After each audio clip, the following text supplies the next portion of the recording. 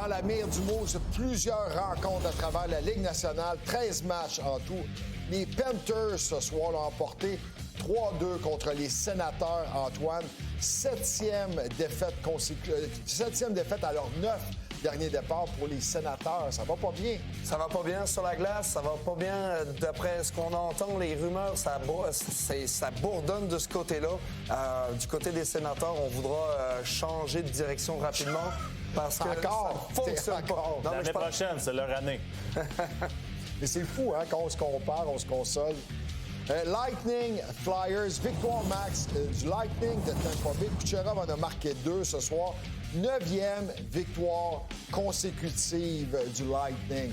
C'est toute une équipe de hockey, puis on s'entend qu'ils ont eu plusieurs blessés depuis le début de l'année. Ça commence à revenir tranquillement, pas vite. Le Lightning commence à ressembler à l'équipe qu'ils étaient lorsqu'ils gagnaient des Coupes Stanley. Du talent, de la robustesse, un très bon système de jeu.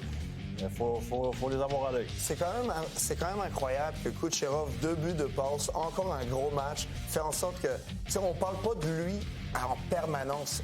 On le sait qu'il est dominant, on le sait qu'il fait toute la différence, mais il passe toujours après McDavid, toujours après McKinnon. Ouais. Mais s'il n'est pas dans son club, là, cette équipe-là, elle n'est jamais où est-ce qu'elle est là.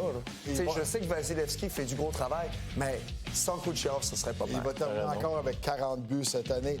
Les Canucks affrontaient les Leafs à Toronto. Ce soir, victoire de 5-0 des Leafs.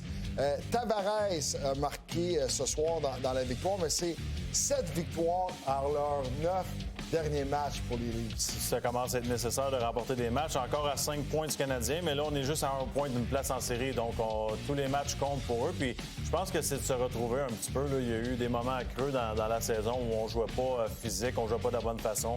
C'est de se retrouver puis de jouer comme on le faisait en série. C'est tellement décevant du côté des Canucks, sincèrement. Là. Tu regardes ça de loin, là, puis c'est dur à regarder. T'étais pas si loin que ça il y a quelques années. T'avais JT Miller, t'avais Quinn Hughes, t'avais Elias Pettersson, ça performait.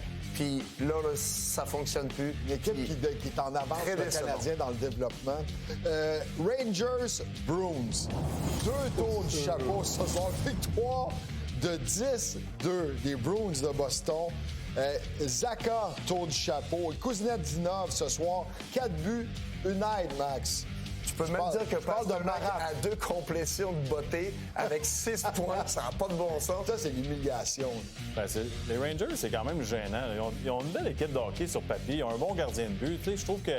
Je sais pas ce qui se passe dans cette organisation-là, mais depuis qu'on s'est débarrassé des vétérans puis il semble avoir un petit problème entre les joueurs et le management, je trouve qu'on se retrouve pas comme équipe. Surtout que les joueurs que tu as envoyés à Anaheim, on performe là-bas, on se bat pour une place en série, tout le contraire de ce qui se passe à 10-2, il en manquait juste 8 quand même. T'es bon en mathématiques, Maxime. Dallas Sharks, Celebrini ce soir, 3 aides, c'est 27 points à ses 13 derniers matchs. Le Kid a 70 points depuis le début de la saison. Il montre encore une fois pourquoi il a été choisi par l'équipe canadienne. Puis ils sont revenus de l'arrière. Un gros match du côté des Sharks. Vraiment impressionnant. Ce gars-là dynamise tellement l'océan. L'océan. C'est sûr que pour un requin, il y a le contrôle.